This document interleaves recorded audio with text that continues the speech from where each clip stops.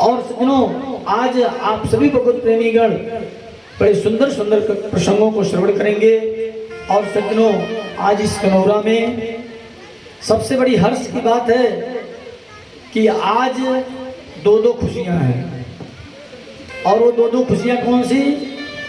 सज्जनों, हम सभी भगवत प्रेमीगण कृष्ण के जन्मोत्सव तक की कथा श्रवण करेंगे और कन्हैया के दिव्य झांकी का दर्शन करेंगे। लेकिन उससे पहले सज्जनों, राम कथा, पूरी राम कथा हम श्रवण करेंगे संक्षिप्त में, क्योंकि जब तक हम त्रेता युग की कथा नहीं श्रवण करेंगे तो चंद्रवंश में हम प्रवेश नहीं कर सकते, ऐसा मान्यता है। तो सज्जनों, भागवत जी में संक्षिप्त में पूरी राम कथा आप सभी श्रवण करेंगे और दिव्य झांकी का दर्शन करते हुए आप सभी खूब धूमधाम से कन्हैया के जन्मोत्सव को मनाएंगे। प्रेम से बोले वृंदावन बिहारी लाल की। सज्जनों, हम इस भारतवर्ष में जन्म लिए हैं तो हमारा कर्तव्य है कि जिस तरह से हमें सब कुछ जरूरी है, ठीक उसी प्रकार से हमें भगवत भक्ति भी जरूरी है। हमें हर समय, हर घड़ी, हर क्षण ये प्रयास करना चाहिए कि प्रभु का हम गुणगान करते रहें, क्योंकि सज्जनों, बिना प्रभु के गुणगान के हमारा जीवन श्रेष्ठ नहीं बन सकता।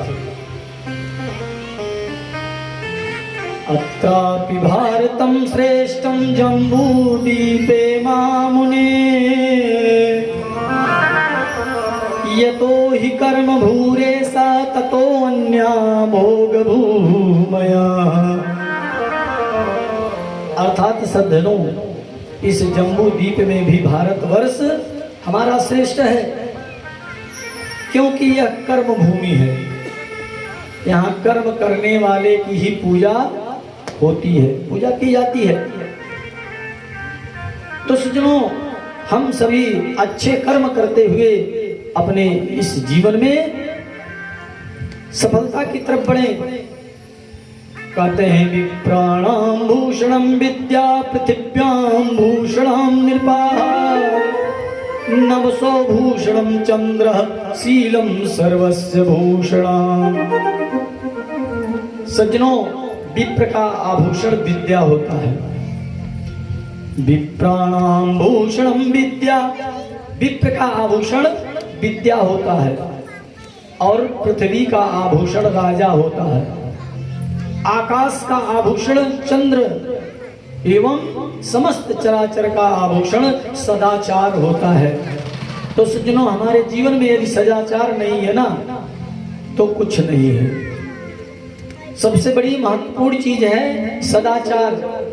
हमारे जीवन में यदि सदाचार नहीं तो कुछ भी नहीं है।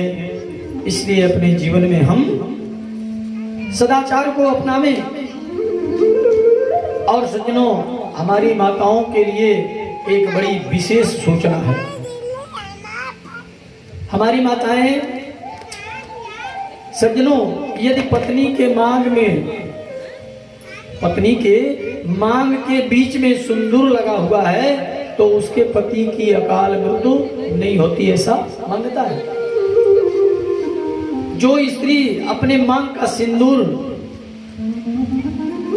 को बालों में छिपाती है ना तो उसका पति उससे छिप जाता है, छिपने लगता है। आजकल तो फैशन चल गया है ना, बीच में मांग न भरने का, साइड में मांग भरने का, और वो भी फिर बालों से ढक लेने का। तो सज्जनों, जितनी लंबी मांग माँ अपनी माताएं भरती है ना, उतने ही पति की उम्र लंबी होती है। इसलिए मांग के सिंदूर को कभी छिपाना नहीं चाहिए।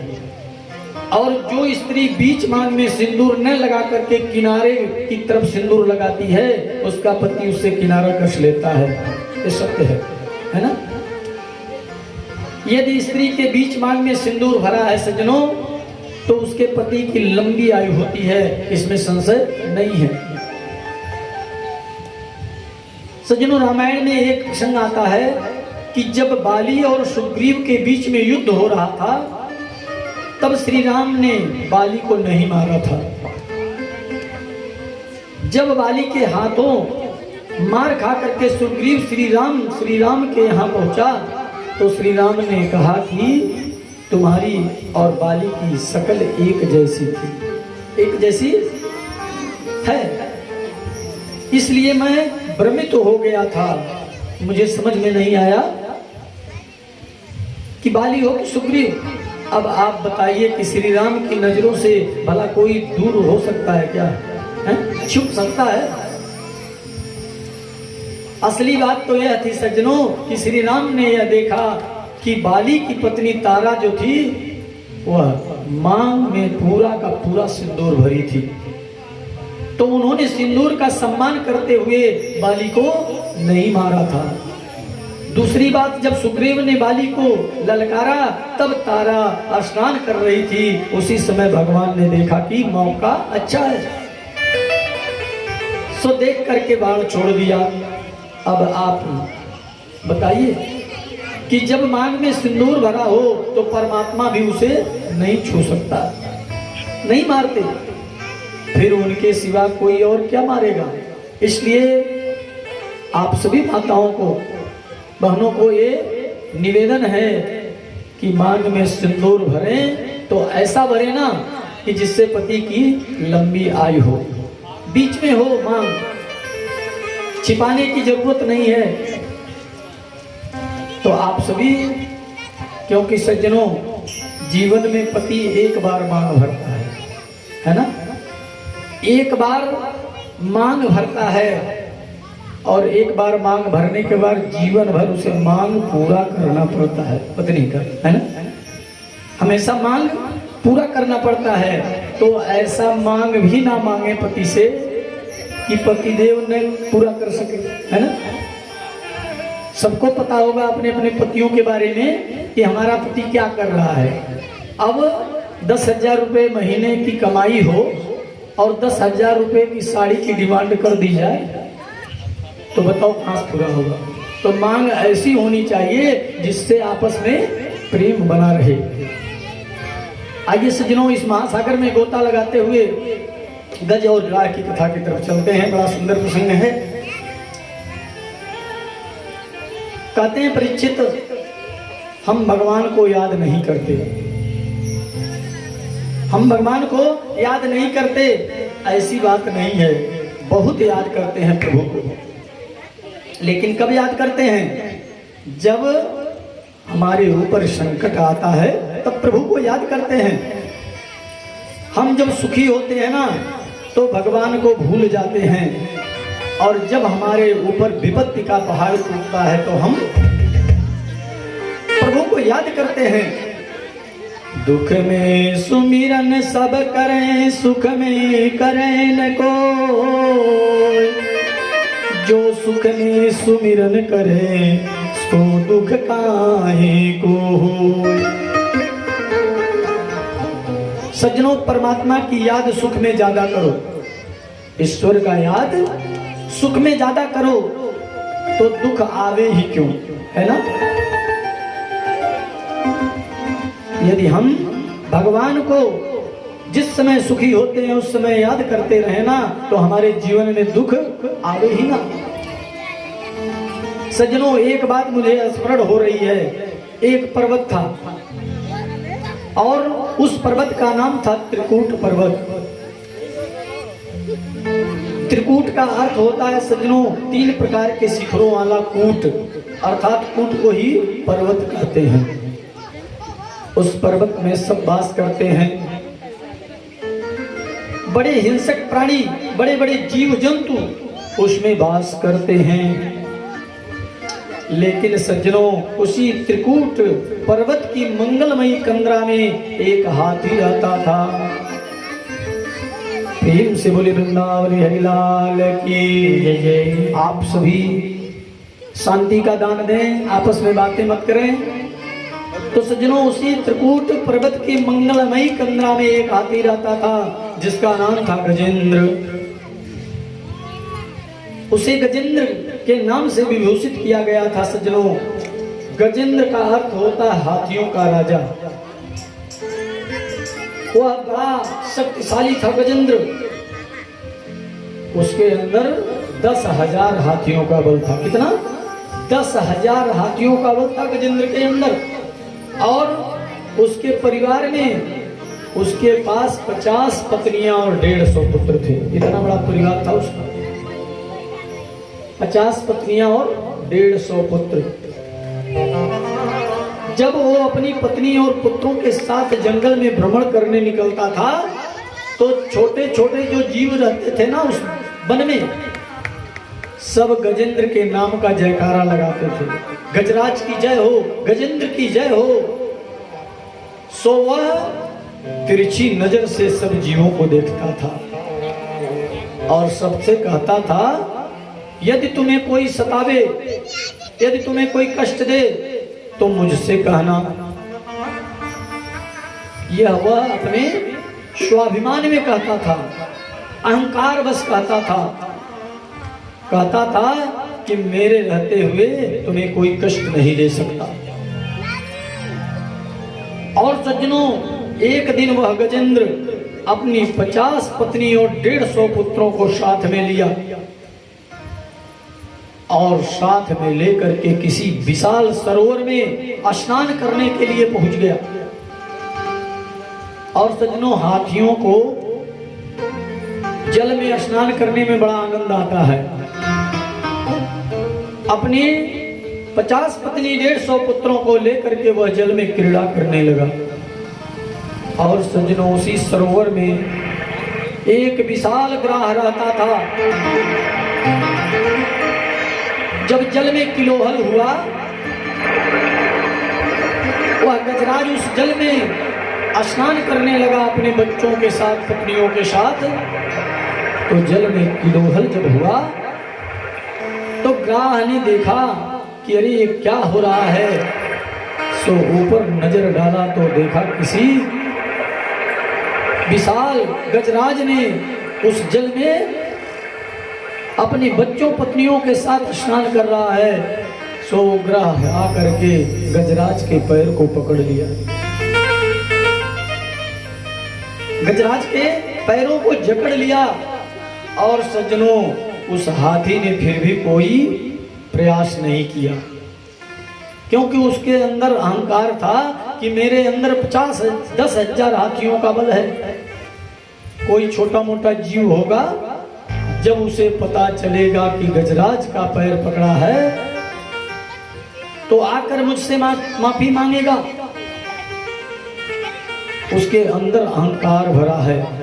लेकिन सज्जनों, ग्राह तो उसे खींच कर था जल में ले जाना चाहता था। तिल भर उसके पैर को छोड़ना नहीं चाहता था। धीरे धीरे सज्जनों, हाथी के रक्त का शोषण करने लगा वह ग्राह। और जब उस गजराज को महसूस हुआ कि अब मैं निर्बल हो रहा हूं, मेरी शक्ति कहां छीड़ हो रही है, नीचे नजर डाल करके देखा तो किसी विशाल ग्राह ने उसके पैर को जकड़ रखा था। सुखदेव जी कहते हैं, परीक्षित, बहुत शक्ति लगाई उसने,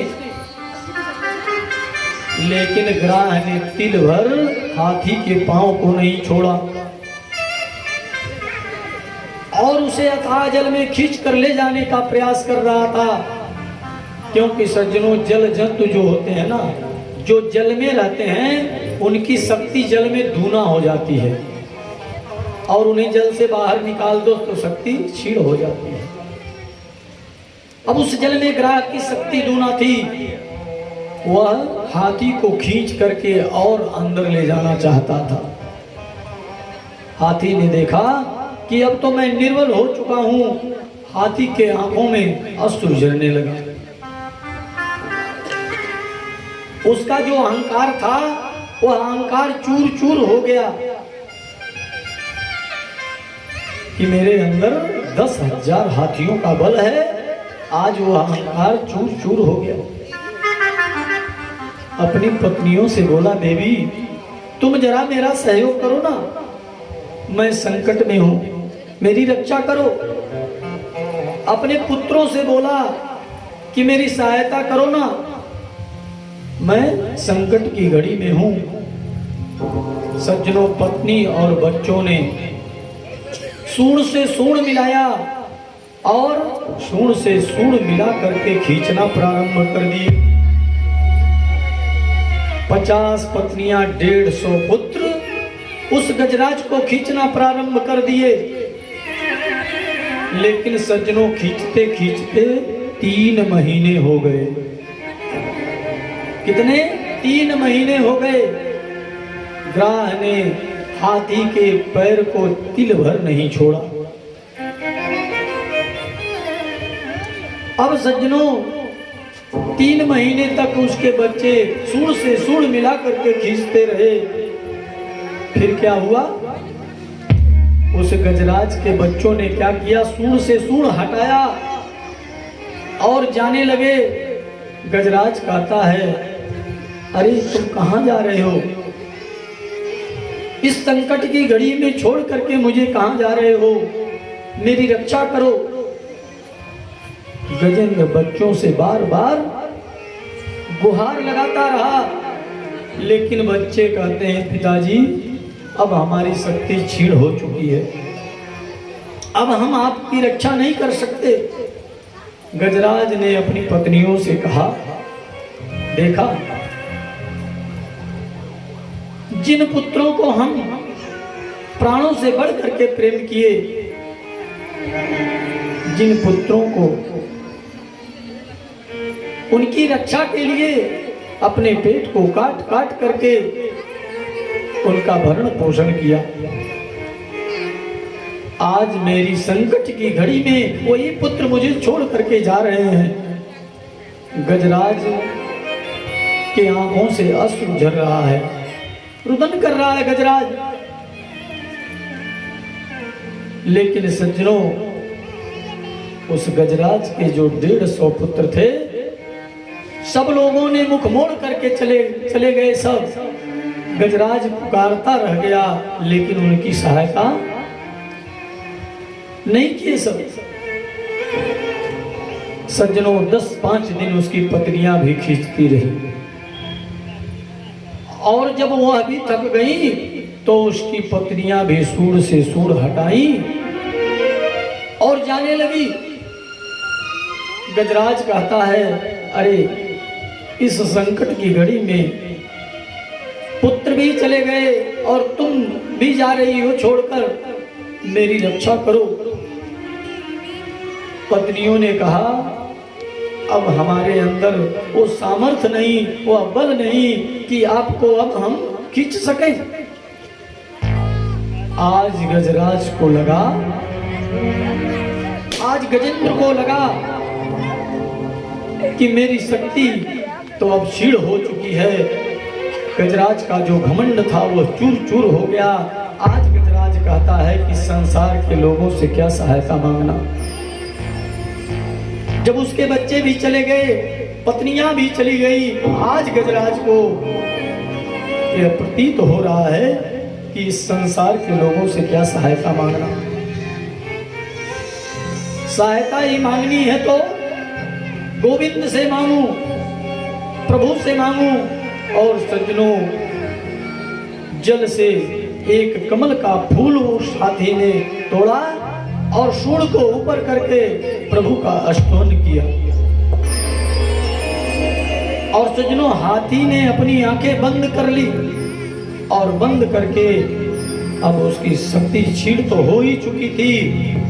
ग्रातों से खींचकर नीचे ले ही जा रहा था, लेकिन गजेंद्र ने अपनी सूंड को ऊपर उठा करके प्रभु का स्तवन किया। सज्जनों, आश्चर्य तो यह है कि हाथी ने स्तवन किया, लेकिन नाम किसी का नहीं लिया। उसने, गजेंद्र ने किसी का नाम नहीं लिया कि हे शंकर भगवान आकर मेरी रक्षा करो, हे विष्णु मेरी रक्षा करो, हे आदिशक्ति जगदम्बा मेरी रक्षा करो। ऐसा किसी का नाम गजेंद्र ने नहीं लिया।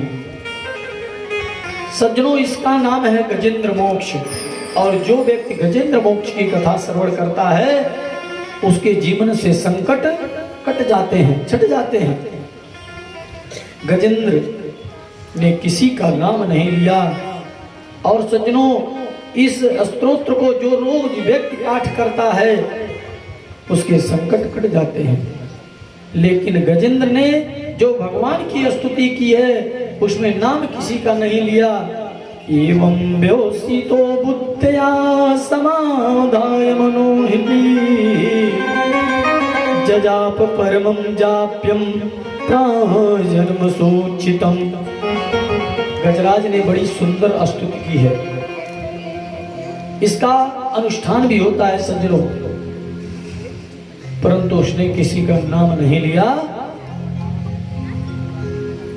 विष्णु भगवान देख रहे थे कि एक बार कम से कम कह देता कि हे भगवान आकर मेरी रक्षा करो।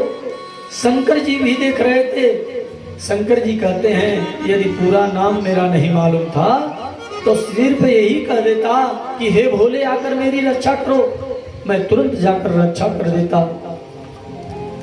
लेकिन नाम किसी का नहीं लिया। वह अष्टोन में कहता है कि मेरे अंदर जो बोलने की शक्ति दिया है, मुझे जो चलने की शक्ति प्रदान किया है, वह आकर मेरी रक्षा करे। और जैसे ही उसने स्तुति किया, सज्जनों, भगवान गरुड़ पे सवार होकर के आए और आकर के तुरंत उस गजराज को खींच करके बाहर निकाला भगवान ने। और जब गजराज को खींच कर बाहर निकाला तो साथ में ग्राह भी खींचा चला आया बाहर, क्योंकि वह पैर को जकड़ रखा था।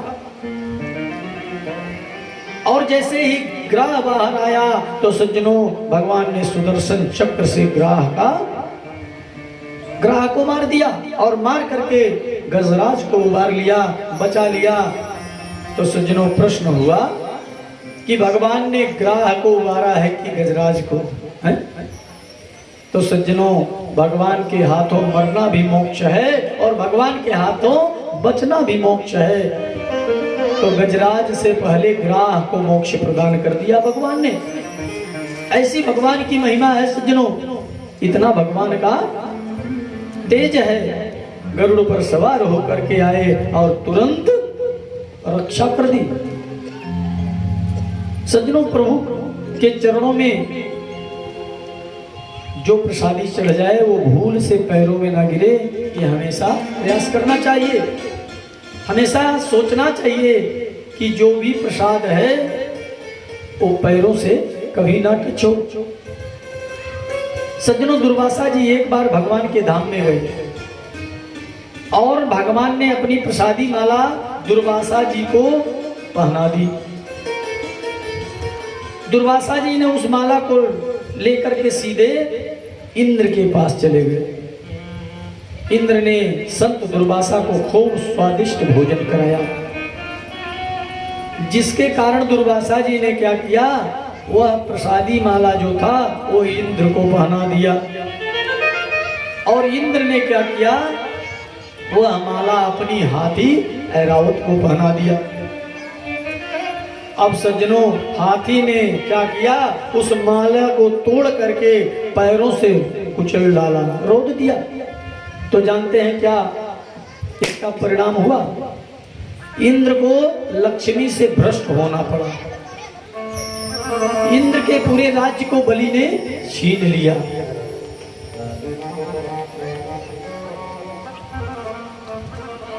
पूरे राज्य को बलि ने छीन लिया।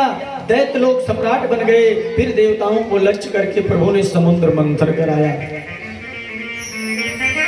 सज्जनों, बासुकी नाग को बनाया रक्षी और मंदराचल पर्वत को बनाया रही। समुद्र का मंथन प्रारंभ हो गया, लेकिन उसमें से अमृत निकलना तो दूर, जहर निकल पड़ा उसमें से। कोलाहल जहर निकल पड़ा और उस जहर को मेरे शंकर भगवान ने पान किया।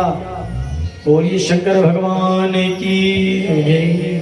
उसके बाद कामधेनु गाय निकली, जो गाय देवताओं ऋषियों को दान में दे दी गई। उसके बाद धनुष निकला चंद्रमा निकला, कई कई प्रकार के रत्न निकले, कई कई प्रकार की अप्सराएं निकली और सज्जनों लक्ष्मी का प्राकट्य हुआ। जो श्रीमन नारायण की भार्या बनी, उसके बाद अमृत कलश को लेकर के धन्वंतरी निकला और जैसे ही अमृत कलश को लेकर के धन्वंतरी निकला, सो दैत्य लोग उस अमृत के कलश पर टूट पड़े। तो भगवान ने क्या किया? भगवान ने देखा कि ये सारे दैत्य अमृत का पान कर लेंगे, सो भगवान ने मोहिनी रूप धारण कर लिया। भगवान मोहिनी रूप धारण करके मोहिनी बन करके आ गए और भगवान जब मोहिनी रूप धारण करके आए तो सारे दैत्य देख करके मुग्ध हो गए। सभी दैत्यों से भगवान ने कहा, देखो ये अमृत है, इसका पान ऐसे नहीं किया जाता, जाओ पहले शुद्ध हो करके आओ। सभी दैत्यों को भगवान ने मोहिनी रूप धारण करके मुक्त करके उन्होंने कहा कि जाओ पहले शुद्ध हो करके आओ। सभी दैत्य चले गए स्नान करने। इधर भगवान ने सभी देवताओं को पंक्ति में बैठा दिया और अमृत का कलश लेकर के भगवान देवताओं को अमृत का पान कराना प्रारंभ कर दिए। लेकिन सज्जनों दैत्यों में एक दैत्य था राव, वह बड़ा होशियार था। उसने सोचा हो ना हो हमारे साथ कोई छल जरूर होने वाला है। वह राव देवता का वेश बना करके उसी देवताओं की पंक्ति में बैठ गया और बैठा कहां? सूर्य चंद्रमा के बीच में जाकर के बैठ गया।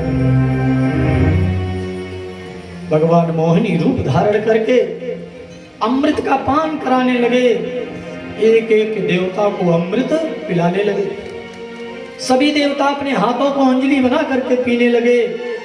लेकिन सज्जनों जैसे ही राहु के पास भगवान पहुंचे और राहु ने हाथ को ऐसे किया और भगवान ने उस अमृत भरे हुए कलश से अमृत राहु के हाथों में छोड़ा और राहु ने उसका पान कर लिया।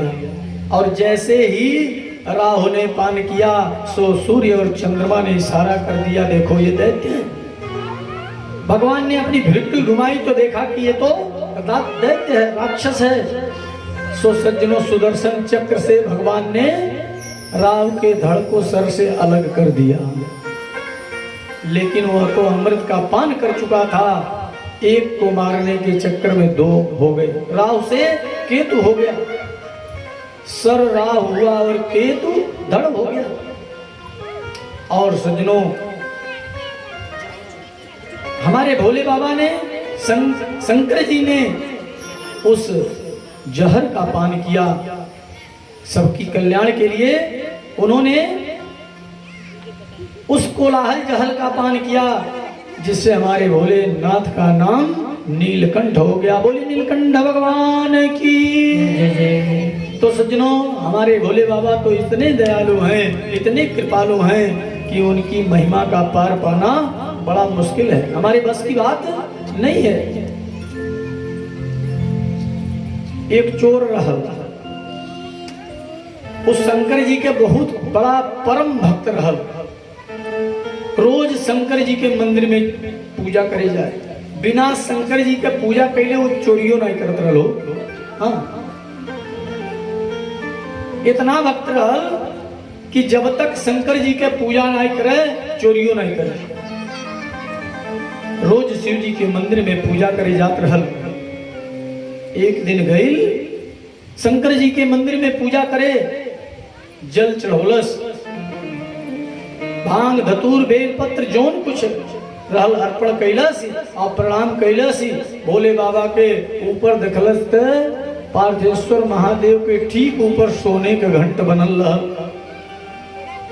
अब ले ऊपर ध्यान नहीं पड़त रहल, काहे कि चोरी में खूब माल खजाना मिले।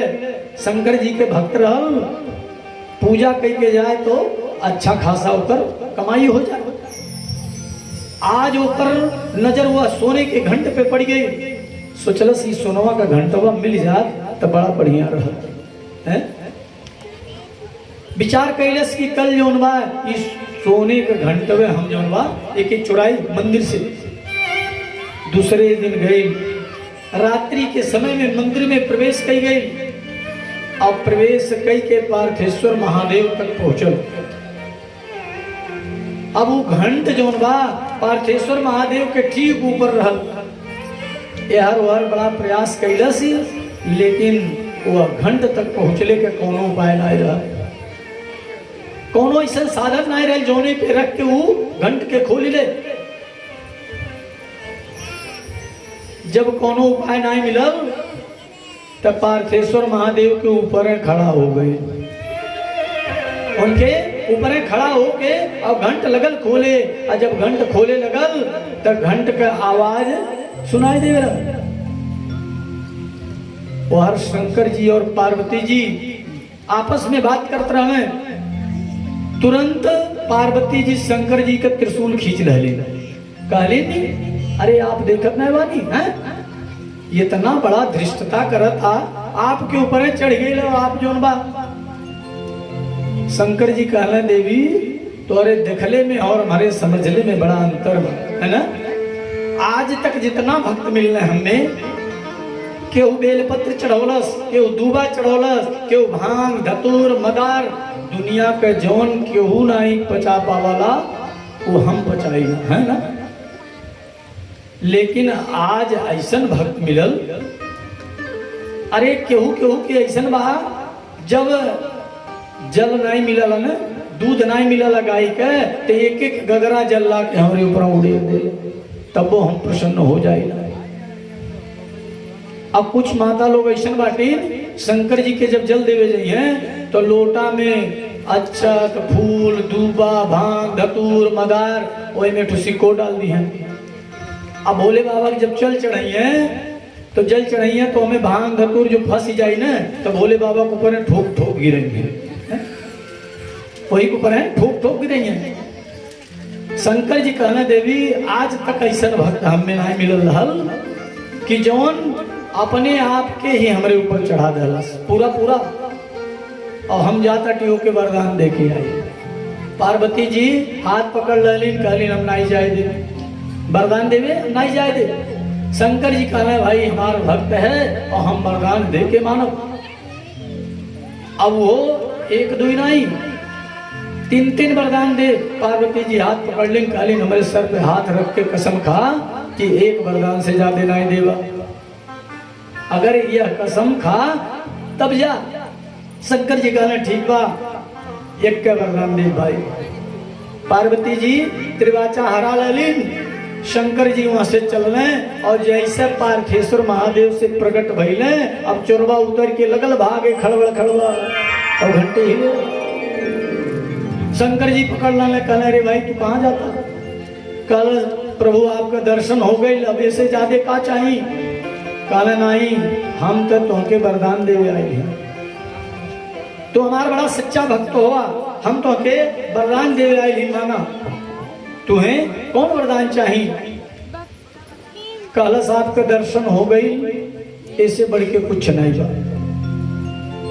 कलयुगी चोर रहल मन में तो ओकरे रहबे कल के कुछ मांग ली।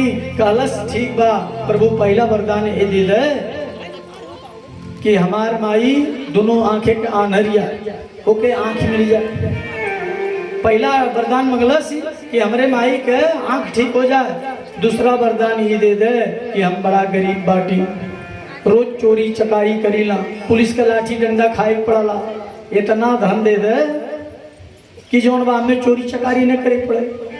और तीसरा वरदान ये दे दे कि हमारे पत्नी के गोद भर जाए, एक तो बच्चे नहीं बाटे। शंकर जी कहना ये भाई नॉन स्टॉप तू वरदान में मांगत रहा है, पहले हमरो बतिया सुनो, हम तो के एक वरदान से ज्यादा नहीं दे पाए। सोचे लगले एक वरदान हमें से कौन मांगी। विचार कैले से अगर माई के अखियां मांग ली तो चोरी चकारी करी ला, वही तो देखबे नहीं करे। और जब देखी तो 10 गाड़ी वो दे, फिर कहलस कि अगर धन मांग लेता टी मेहरारू गोद नाई भरल तो धन संपत्ति रह के का होई, कौन मतलब बा। विचार करे लगल, कहलस महाराज तीनों वरदानमा दे देती हैं तो बड़ा कृपा हो। शंकर जी कहले एक वरदान दे, कहलस एमे से को हम नाई लेम न तो संजक हमार मेहरारू घर में घुसे नाई दे। तो शंकर जी कहले तो हम का करें, अगर तो हमके तीनों वरदानवा दे दे तो शाम का हमरो मेहरारू हमें घर में घुसे नाई दे है? तू एक वरदान मांग ले चाहे जवन हम तो हके दे दे। कहलस ठीक बा तब एक वरदान दे दे। सोचलस ही मरता क्या न करता। कहलस ठीक बा प्रभु एक वरदान दे दे। कहले मांग ले। कहलस ठीक बा प्रभु ये दे दे कि हमार माई सोने के महल में पोता खेलत देख है। शंकर जी कहले यो मस्तु, हमार माई सोने के महल में पोता खेलत देख है। अब तय शंकर भगवान वरदान दे के चल गई। आज जैसे पहुंचले पार्वती जी लगे कहली दे ना। कहना हाँ। कहना रे बड़ा मूर्ख रहा, बड़ा बुद्धू रहा, एक छोट का वरदान मंगल सिंह दे डाली। कहली का डाला। कहले पहले तो 3 वरदान मंगलस। पहले मंगलस कि हमारे माई का आँख ठीक हो जा। दूसरा वरदान ही मंगलस हमें इतना धन दे दे कि चोरी चकारी न करे पड़े। और तीसरा वरदान ये दे दे हमारे मेहरारू गोद भरी जा। लेकिन हम कहली नहीं, हम तो हमके एक वरदान दे। और एक वरदान दे के एली बड़ा मूर्ख रहा। कहली का डाला। कहना यत मंगलस कि हमार माई सोने के महल में पोता खेलत देख है। पार्वती जी सर पे हाथ पकड़ ली, धन्य हो अनेर दुनिया तो के भोला नाई कहाला हो। वास्तव में तू भोले बाटा है। तीनों वरदानमा तो तू दे अला। शंकर जी कहना वो कैसे। कहली नहीं बतावा, जब करे माई के अखिए न आन्हर रहलिन ते और धन दौलत रहल नहीं, लड़के वाले रहले नहीं, तो सोने के महल में पोता खेलत देखे तीनों वरदानमा देगा। तो सज्जनों शंकर जी हमारे भक्तों के जाल में कभी कभी फंस जाया करते हैं। वह भक्तों के जाल में फंस जाया करते हैं। प्रेम से बोले वृंदावन बिहारी लाल की जय जय। बोले उमापति महादेव की जय। अरे कोई देवता नहीं है भोलेनाथ की तरह, कोई देवता नहीं है भोलेनाथ की तरह। लुटाते हैं खजाना बरसात की तरह, लुटाते हैं खजाना बरसात की तरह। कोई देवता नहीं है, देवता नहीं है भोलेनाथ की तरह, देवता नहीं है भोलेनाथ की तरह। लुटाते हैं खजाना बरसात की तरह, लुटाते हैं खजाना बरसात की तरह।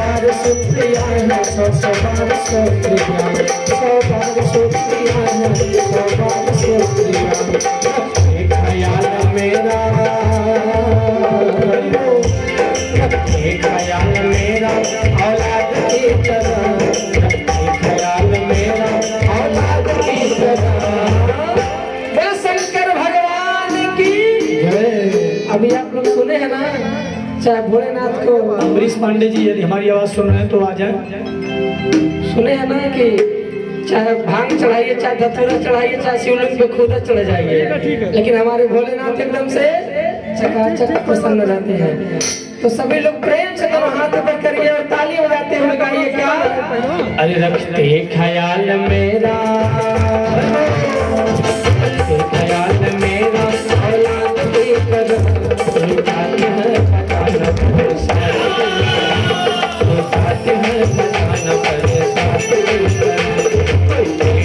नहीं है भोलेनाथ की तरह, कोई देवता नहीं है भोलेनाथ की तरह, लुटाते हैं खजाना लुटाते हैं खजाना साथ तेरे तरह।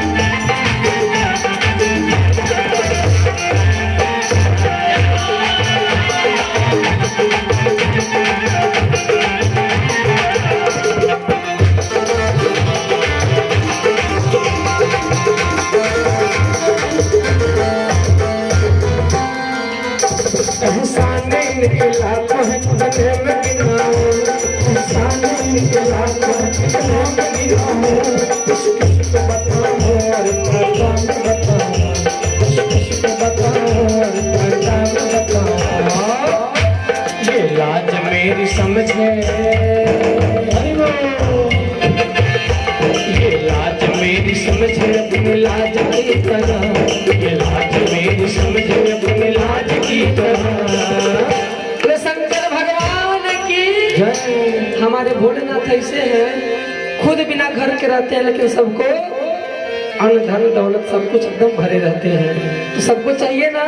देखिए कहा जाता है कि भावना में भाव हो तो बहुत से बेड़ा पार है। उठाइए तो हाथ और प्रेम से ताली बजाते हुए गाएंगे क्या? जय हो। अरे ये लाज मेरी समझे, ये लाज मेरी समझे अपनी लाज की तरह, ये लाज मेरी समझे अपनी लाज की तरह,